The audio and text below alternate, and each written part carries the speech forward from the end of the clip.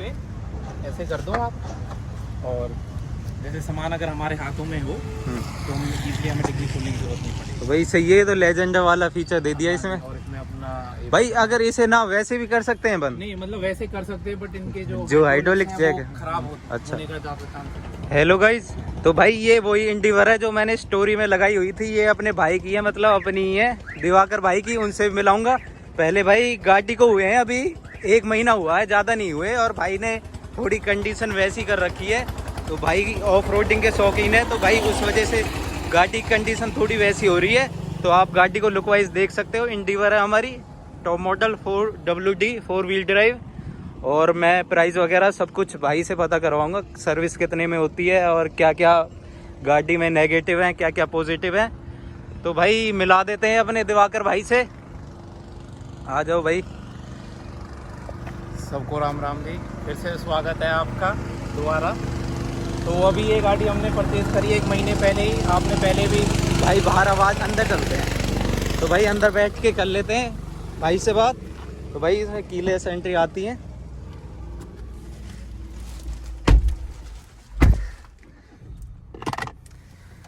तो भाई कैसे हो?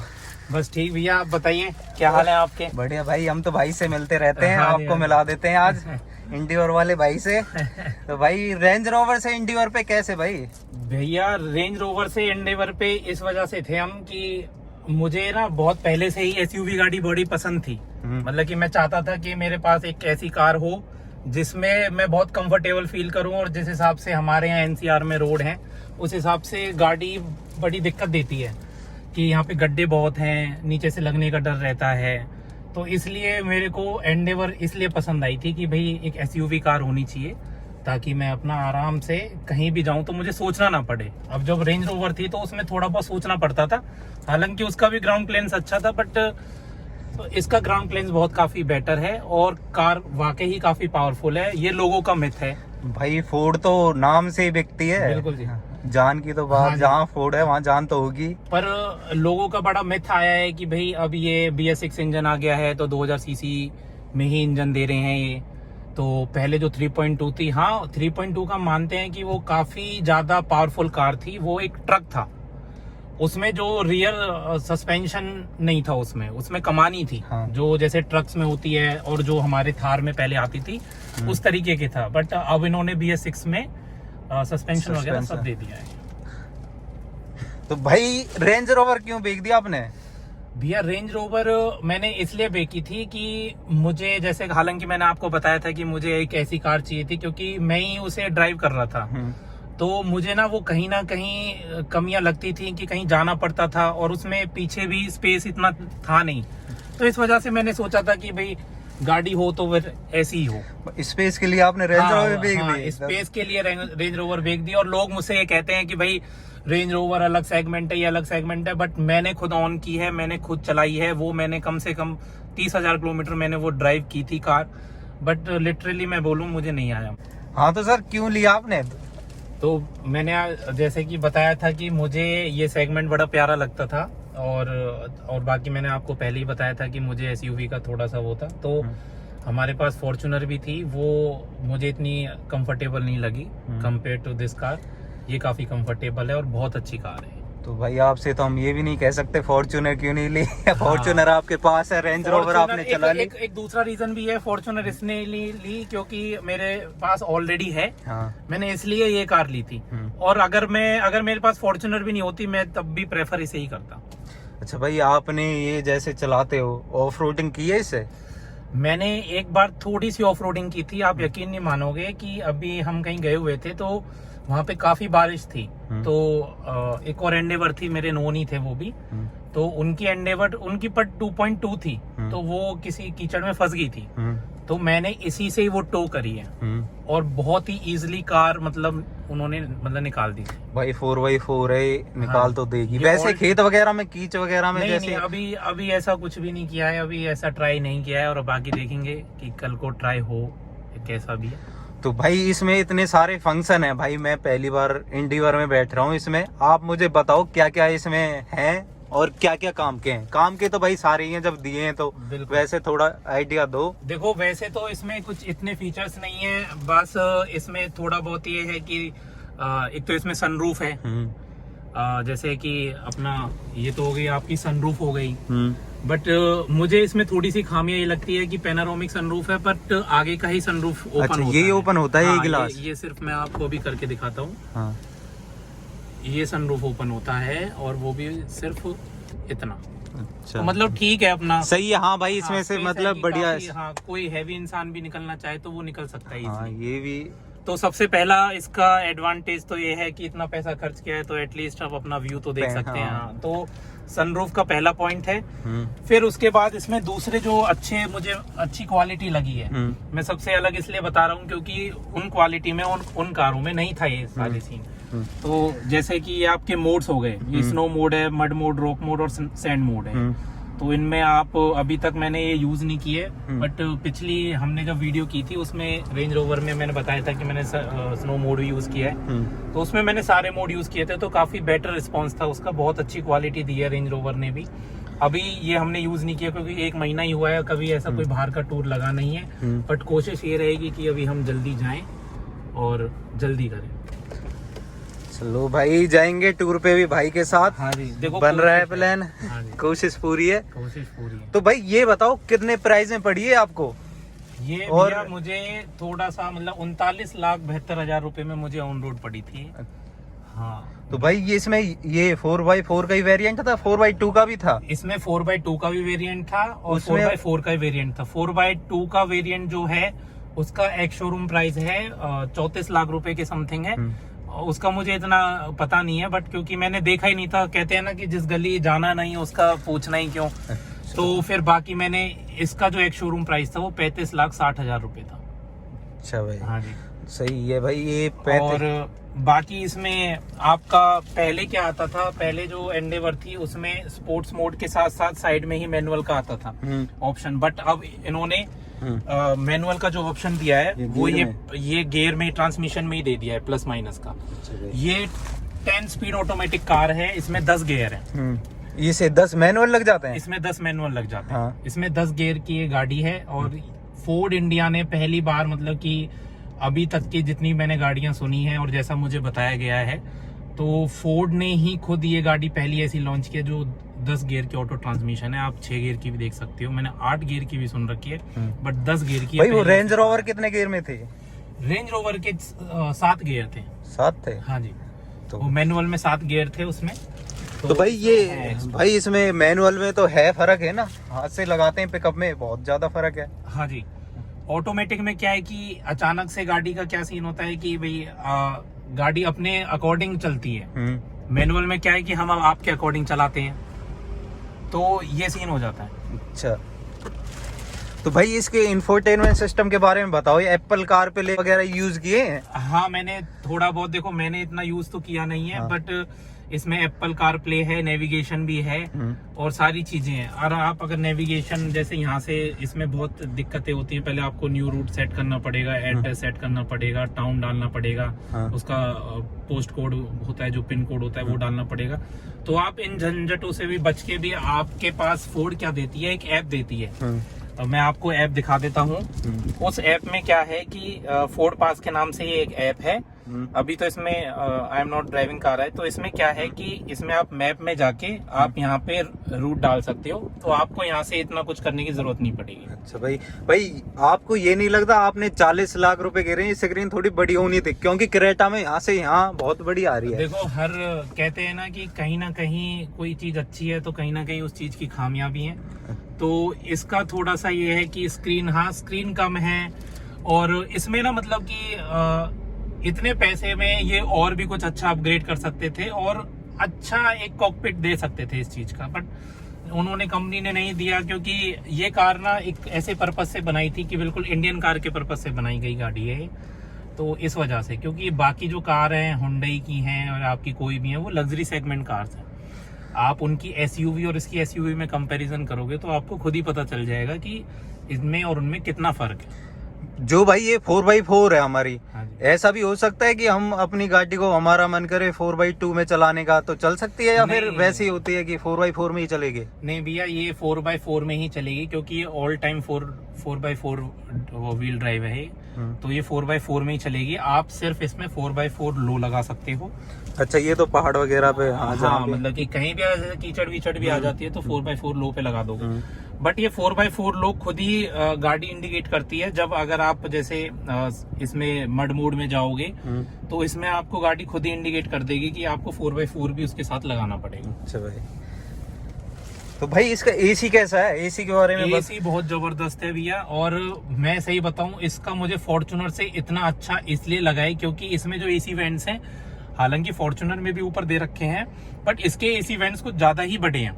अच्छा भाई, मतलब कि स्पेस है इनके एसी वेंट्स में, तो अच्छा ब्लोइंग है। और इसमें डबल एसी है, रियर एसी का अलग है, आप यहाँ से कंट्रोल कर सकते हो। और पीछे तक भी बैठने वाला इंसान भी इजीली उसको गर्मी नहीं लगेगी, मतलब बहुत प्यारा आराम से बैठ सकता है। ओ भाई, ये भी सही है। और एक नंबर लिया है अपने इसका VIP। भाई मैं पहले आपको नंबर दिखा देता हूँ, फिर भाई से बात करेंगे।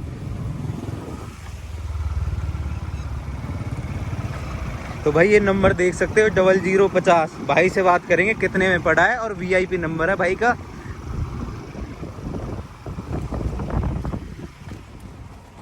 भाई इसमें ये चीज भी है, इस सीट को भी सेट कर सकते हैं इलेक्ट्रिकली। आप इसको इलेक्ट्रिकली सेट कर सकते हो, आगे पीछे नीचे। और इसमें ना ये थाई सपोर्ट के लिए भी है आपका। सीट तो होंगी भाई इसमें? नहीं, वेंटिलेशन सीट नहीं है। नहीं है इसमें वेंटिलेशन सीट नहीं है। वही कहते हैं ना कि कहीं अच्छी चीजें हैं तो कहीं खामियां हैं। कुछ चीजें हैं जो खामियां भाई देती हैं। नंबर की बताओ, VIP नंबर कितने का पड़ा आपको? भैया वैसे ये नंबर मुझे 50,000 रुपए का पड़ा था, क्योंकि हमें नंबर थोड़ा 5 की सीरीज चाहिए थी। हालांकि मन 0005 का था, बट वो इस सीरीज में जो AX की सीरीज आ रही है उसमें अभी वो अवेलेबल नहीं था, तो इसलिए हमने फिर 0050 ले लिया। सही है भाई, ये नंबर भी बढ़िया है। और भाई इसकी बताओ, सर्विस तो होगी कितनी चल गई गाड़ी?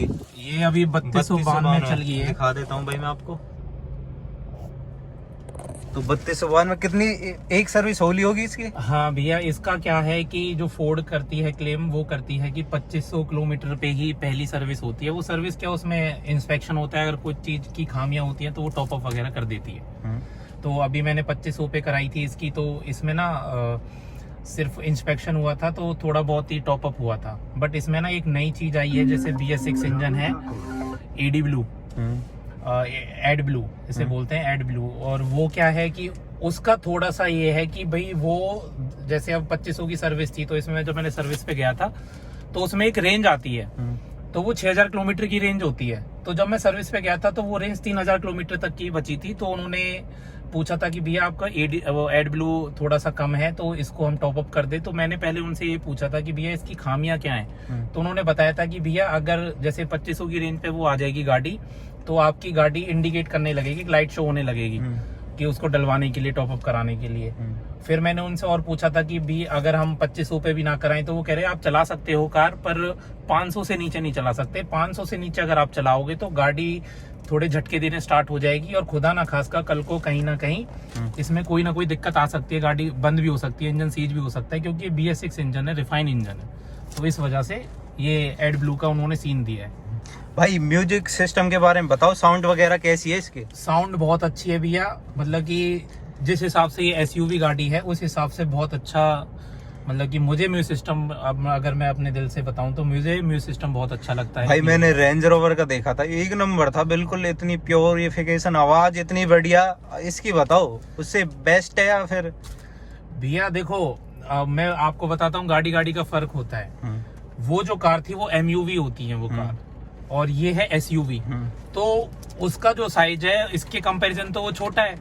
तो साउंड क्वालिटी का क्या है, हाँ हालांकि उसमें मेरिडियन के स्पीकर्स थे, बहुत अच्छे स्पीकर्स थे, बट उसका हाइट भी तो कम थी। उसकी हाइट की वजह से थोड़ा सा गाड़ी में मतलब कि साउंड अच्छा आ जाता है, मतलब कि स्पेस कम होता है तो साउंड अच्छा आता है। इसमें SUV के हिसाब से काफी अच्छा साउंड क्वालिटी है, बहुत अच्छी साउंड क्वालिटी है। अच्छी है। तो भाई ये ब्लूटूथ वगैरह तो ये नॉर्मल होगी, ये तो आए होंगे। ये तो हर कार में आप भी लगा लो, अब तो हर कार में आ रही है ब्लूटूथ वगैरह। क्लाइमेट कंट्रोल है आपका, ये यहाँ से टेम्परेचर आप यहाँ से सेट वगैरह कर सकते हो। एसी का यहीं से ही कर सकते हैं? यहाँ से भी कर सकते हो। और भाई बैक कैमरा चलाना हो?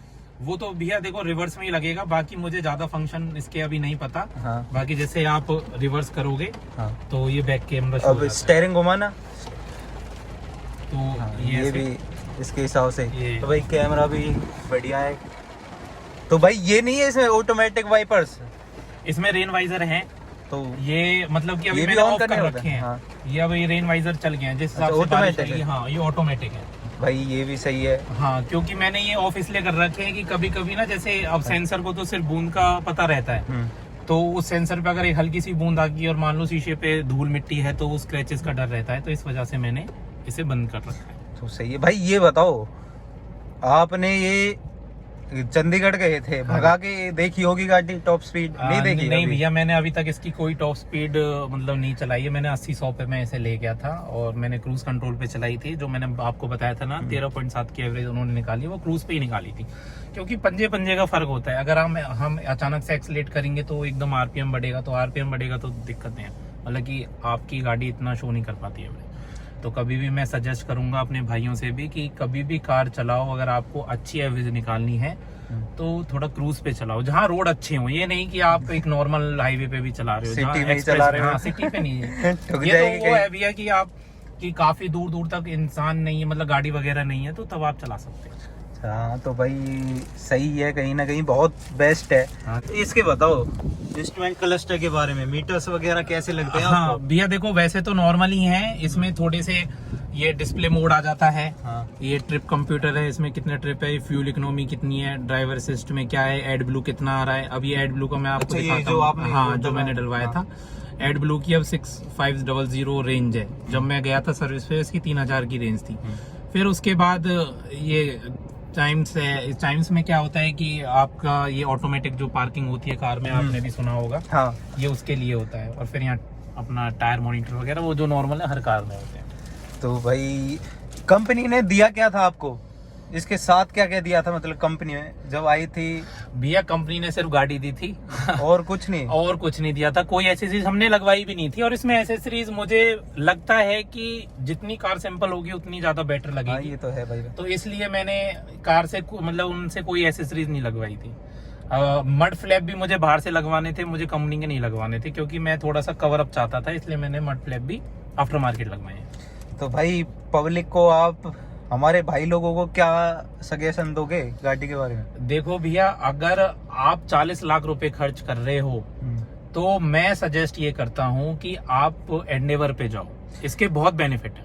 फॉर्च्यूनर है भाई के पास, तो भाई ने फॉर्च्यूनर भी है, एंडेवर भी है। भाई एमजी ग्लोस्टर गाड़ी का नाम बहुत सुना है। हाँ जी। वो देखी थी आपने? देखो भैया, एमजी ग्लोस्टर वाकई काफी अच्छी कार है। उसमें बहुत अच्छा, मतलब जो एसयूवी में हमको कहीं ना कहीं जैसे इस एंडेवर में खामियां पता चलती हैं, फॉर्च्यूनर में खामियां पता चलती हैं, वो सारी खामियां उन्होंने पूरी कर रखी है।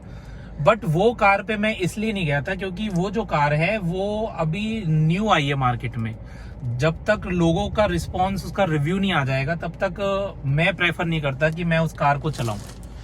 कहते हैं ना कि कहीं ना कहीं एक नॉलेज होनी बहुत जरूरी है। तो उस कार का कोई रिस्पॉन्स, कोई रिव्यू नहीं था मेरे पास, तो मैंने इसलिए उस कार पे मैं नहीं गया था। तो भाई ये बताओ, क्रूज कंट्रोल कितनी की स्पीड पे काम कर जाता है? ये 40 की स्पीड पे क्रूज कंट्रोल 40 मिनिमम चाहिए? हाँ, मिनिमम 40 चाहिए, 40 पे कर जाता है। हालांकि और कार्स में 60-80 पे करता है, इसका 40 पे कर जाता है। तो भाई सही है। और रेंज रोवर का 30 पे कर जाता था। सही है भाई वो भी। हाँ जी। तो भाई और कोई नेगेटिव बताओगे गाड़ी के? भाई एक चीज मुझे ये कमी लगी, इसमें इतनी बड़ी गाड़ी में वायरलेस चार्जर नहीं मिला। हाँ देखो, अब मैं बता तो रहा हूँ आपको कि ना कहीं कोई चीज अच्छी है तो कहीं ना कहीं कोई खामियां है। 100% तो कोई चीज होती ही नहीं है। हाँ। तो इस वजह से थोड़ा सा बाकी इसकी लेदर फिनिश काफी अच्छी दी है उन्होंने, बहुत अच्छी बिल्ड क्वालिटी दी है फोर्ड ने। और मतलब आपको भी पता है फोर्ड है। हाँ भाई। और मतलब कि और भी गाड़ियां हैं हमारे पास, स्कॉर्पियो भी है और भी हैं, तो मतलब कि उनका जो बॉडी मटेरियल है ना, वो काफी कमजोर है कंपेयर टू दिस कार। मतलब फोर्ड का काफी अच्छा बॉडी का वो है, मतलब सीट मेटल बहुत अच्छा है इसका। भाई ये बताओ, ये मोड्स वगैरह लगते कैसे हैं? भैया कुछ नहीं है, ये अपना यहाँ से आप इजीली डायरेक्ट लगा सकते हो। जैसे ये हो गया आपका स्नो, मड, ग्रास मोड, ठीक है। और फिर ये आपका हो जाता है सैंड मोड। और भाई यहाँ लगाने के बाद वहाँ भी आता है। हाँ, अब जैसे रॉक मोड हो गया, अब इसमें आता है to enter rock mode 4x4 low is required.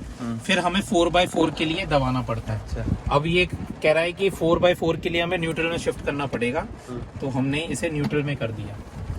तो अब ये 4x4 शिफ्ट इन प्रोग्रेस। अब ये नॉर्मल मोड एक्टिव हो चुका है। ओके, अब ये 4x4 लो में है। अब ये गियर वगैरह लगाना पड़ेगा या कुछ नहीं? नहीं, अब ड्राइव पे तो चलाना ही पड़ेगा ना। हम ड्राइव पे करेंगे तो अब ये 4L आ गया है यहाँ पे, आप देख सकते हो। और इसमें 4x4 लो में क्या होता है, ट्रैक्शन ऑफ हो जाता है। तो अब ट्रैक्शन ऑफ हो गया है, अब कार अपने हिसाब से ही। ये भाई हमारे ये स्पोर्ट मोड है, इसमें ऑफ नहीं होगा ट्रैक्शन कंट्रोल?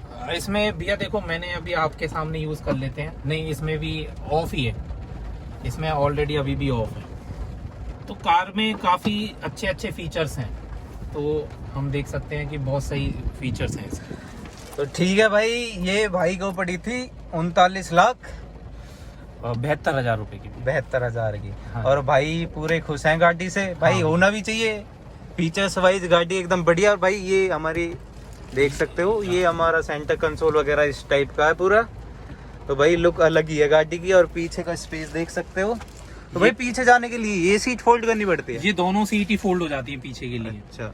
और पीछे और सीट सबसे जो फोल्ड की हुई पीछे है? वाली सीट है वो फोल्ड की हुई है। हमने थोड़ा सा ये स्पेस, वैसे डिग्गी का स्पेस बना रखा है। अच्छा, यहीं से ही जाना होता है? हाँ, ये ना आपको यहाँ से करना पड़ेगा। हम बाहर से दिखा देते हैं, बट अभी बारिश हो रही है तो यहाँ से आपको ये पुल करना होता है, तो ये सीट आगे आ जाती है। आप यहाँ से पीछे इजिली जा सकते हो। भाई ये लाइट्स वगैरह मुझे बहुत अच्छी लगी इसमें, देख पूरी गाड़ी में।